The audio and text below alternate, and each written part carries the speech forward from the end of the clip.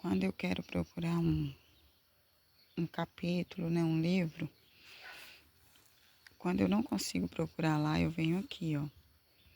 Aqui mostra Velho Testamento, todos os livros do Velho Testamento estão aqui. E Novo Testamento, todos os livros do Novo Testamento estão aqui. Então, geralmente tá no começo da Bíblia. Tem vezes também que tá o Velho Testamento no começo da Bíblia e o Novo Testamento lá na onde começa o Novo Testamento. Mas dessa forma tem como vocês saberem onde é que está o livro, olha. Êxodo 40 capítulo, página 78. Aí vem aqui no Novo Testamento, ó. Romanos 16 capítulo, página 1615. E assim vocês encontram qualquer livro que vocês procurarem. A paz seja conosco e que a gente tenha paz com todos, que a gente semeie o amor, a alegria, a paz e todos os sentimentos bons aonde a gente for. Eu deixei para vocês aí a forma como eu encontro capítulos e livros na Bíblia.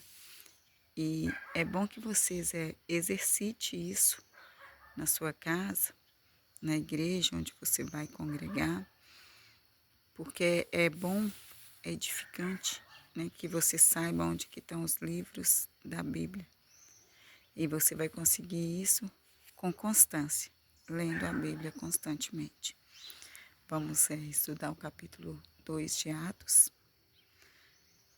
Em Atos capítulo 2 fala que depois que cumpriu-se o dia de Pentecoste, estavam todos eles reunidos no mesmo lugar. Eles estavam ali unânimes em oração no capítulo 1. Agora eles estavam ali reunidos, todos eles. E aqui está dizendo que de repente veio do céu um som, um vento impetuoso. E eles ficaram cheios do Espírito. Estavam morando em Jerusalém judeus, homens piedosos, vindo de todas as nações debaixo do céu.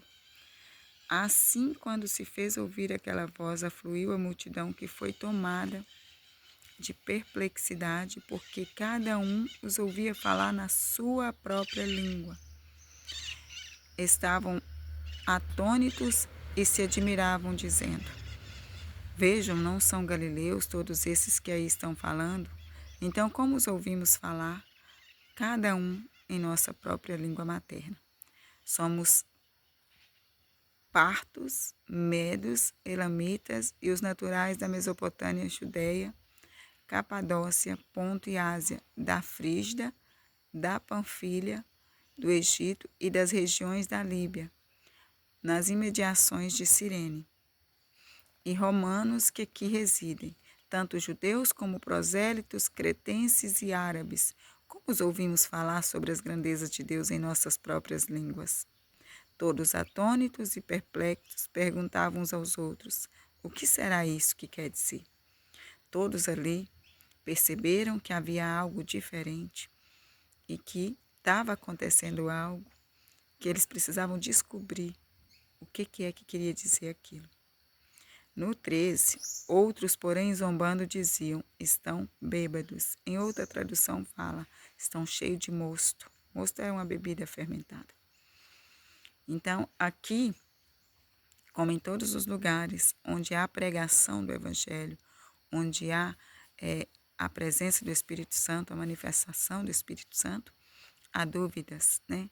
Tem aqueles que crê, que acreditam que é o Espírito Santo que está fazendo, e infelizmente tem aqueles que não acreditam. Então, no versículo 14, Pedro se levantou junto com os 11 e, erguendo a voz, dirigiu-se à multidão destes termos: Homem da Judéia e todos vocês que moram em Jerusalém, tomem conhecimento disto e preste atenção no que eu vou dizer. Estes homens não estão bêbados, como vocês estão pensando, porque são apenas 9 horas da manhã. Mas o que está acontecendo é que foi dito por meio do profeta Joel. E acontecerá nos últimos dias, diz Deus, que derramarei o meu espírito sobre toda a humanidade. Os filhos e as filhas de vocês profetizarão, e os seus velhos sonharão, e os seus jovens terão visões. até sobre os meus servos e sobre as minhas servas derramarei o meu espírito naqueles dias e eles profetizarão. Glória a Deus.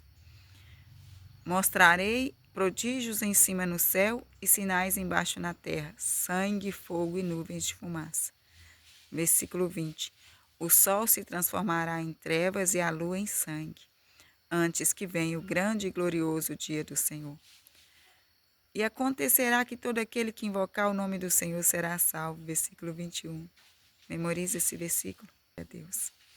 22. Israelitas, escute o que eu vou dizer. Isso é Pedro dizendo. Jesus o Nazareno, um homem aprovado por Deus diante de vocês com milagres, prodígios e sinais, os quais o próprio Deus realizou entre vocês por meio dele, como vocês mesmos sabem. A este, conforme o plano determinado e a presciência de Deus, vocês mataram. Aqui já está dizendo que é conforme o plano de Deus que eles mataram Jesus. Crucificando por meio de homens maus, porém Deus o ressuscitou, livrando-o da agonia da morte, porque não era possível que fosse retido pela morte. Porque Davi fala a respeito dele, dizendo: eu sempre via o Senhor diante de mim, porque ele está à minha direita, para que eu não seja abalado. Por isso meu coração se alegra e a minha língua exulta. Além disto, também a minha própria carne repousa em esperança, porque não deixarás a minha alma na morte, nem permitirás que o teu santo veja corrupção. Fizeste-me conhecer os caminhos da vida e me enchera de alegria na tua presença. No versículo 28, irmãos, permita-me falar-lhes, ainda Pedro falando com todo aquele povo de várias nações que ouviram os apóstolos falando na própria língua da nação deles. Claramente a respeito do patriarca Davi, ele morreu e foi sepultado, e o seu túmulo permanece entre nós até hoje. Sendo, pois, profeta e sabendo que Deus lhe havia jurado que um dos seus descendentes se assentaria no seu trono, Davi, falando sobre isso, ele referiu-se à ressurreição de Cristo, que nem foi deixado na morte, nem o seu corpo experimentou corrupção. Deus ressuscitou este Jesus, e disto todos nós somos testemunho.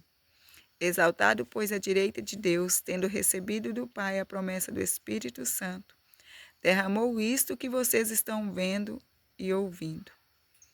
Jesus foi exaltado à direita de Deus, recebeu a promessa do Espírito Santo e derramou o Espírito Santo sobre os apóstolos e para a honra e glória do Senhor sobre nós também. Sobre todo aquele que quer. Porque Davi não subiu aos céus, mas ele mesmo afirma: disse o Senhor ao meu Senhor, sente-se à minha direita, até que eu ponha os seus inimigos por escabelo dos seus pés. Portanto, toda a casa de Israel esteja absolutamente certa de que esse Jesus que vocês crucificaram, Deus o fez Senhor e Cristo. Versículo 37. Quando ouviram isso, ficaram muito comovidos e perguntaram a Pedro e os demais apóstolos: o que faremos, irmãos? Pedro respondeu: arrependam-se e cada um de vocês seja batizado em nome de Jesus Cristo para a remissão dos seus pecados. E vocês receberão o dom do Espírito Santo. Glória a Deus. Porque a promessa é para vocês e para os seus filhos e para todos os que ainda estão longe. Glória a Deus para nós também. Isso é para todos aqueles que o Senhor nosso Deus chamar. 40. Com muitas outras palavras deu testemunho e exorta-os dizendo: salvem-se desta geração perversa. Então, os que aceitaram a palavra de Pedro foram batizados, havendo um acréscimo naquele dia de quase 3.000 pessoas. Versículo 41, no capítulo 2 de Atos. Depois que eles foram cheios do Espírito Santo, falando línguas iguais daquele povo que estava ouvindo, foram batizados 3.000 pessoas. 42.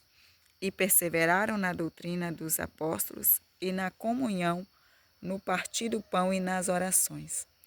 Em cada alma havia temor, e muitos prodígios e sinais eram feitos por meio dos apóstolos. Todos que criam estavam juntos e tinham tudo em comum. No 45, falam que eles vendiam as suas propriedades e os bens e distribuía tudo entre todos, de acordo com a necessidade de cada um. E no 46 fala: diariamente perseveraram unânimes no templo, partiam pão de casa em casa e tomavam suas refeições com alegria e singeleza de coração, louvando a Deus e contando com a simpatia de todo o povo. Enquanto isso, o Senhor lhes acrescentava dia a dia os que iam ser salvos. Glória a Deus, aleluia.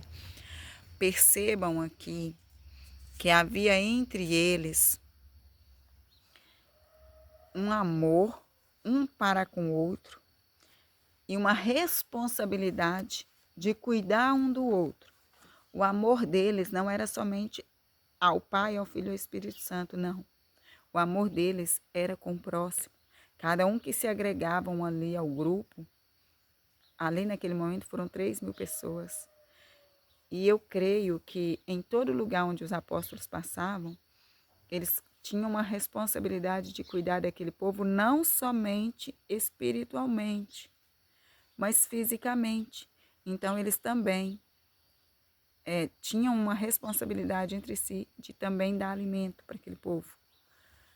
E ali, todos os que tinham herdade, propriedade, eles vendiam e davam de acordo com cada um precisava. Eles não davam o dinheiro não, irmãos. Tudo indica que eles davam alimento, compravam o que as pessoas precisavam. Aqui não relata com relação a vestes, né? Relata a comida. Tanto que fala que eles dividiam o pão com alegria um com o outro e viviam em comunhão. Glória a Deus. Que seja assim na nossa vida, né? Que a gente tenha um pouco mais de amor pelo próximo e saber se o outro precisa de algo, se a gente pode ajudar, não somente financeiramente, mas com um abraço, com carinho, com o ouvido, que às vezes é até de você ouvir alguém falando sobre a vida dele, né? Claro, a gente não está falando de ouvir falar da vida do outro, de sentar para falar da vida do outro, não. A gente está falando de você dar uma atenção, né? Ouvir, emprestar os ouvidos para ouvir um desabafo. Claro, com responsabilidade no que você vai dizer. E sim, se você puder ajudar essa pessoa na questão financeira, caso a pessoa precise de alimento, né? Porque a gente sabe o que é prioridade e o que não é. E ali aquele povo não tinha usúria, nem os que davam e nem os que recebiam. Eles só queriam matar a fome. Não era assim? Hoje não, hoje infelizmente a gente está sempre querendo mais e mais. Então, que em nome de Jesus, a gente siga esse exemplo dos apóstolos, fazer o que Cristo gostaria que a gente fizesse.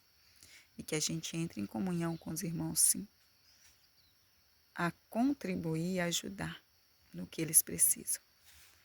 Que Deus seja a nossa prioridade, que Jesus seja o nosso maior exemplo, que o Espírito Santo seja com todas as nossas vidas. E que a gente busque cada vez mais a face do Senhor, para que o Espírito possa vir e também agir através da nossa vida. Dê um like, comenta e compartilha, porque toda vez que vocês fazem isso, o YouTube recomenda o vídeo para outras pessoas. Fique com Deus. Deus abençoe você e toda a sua família.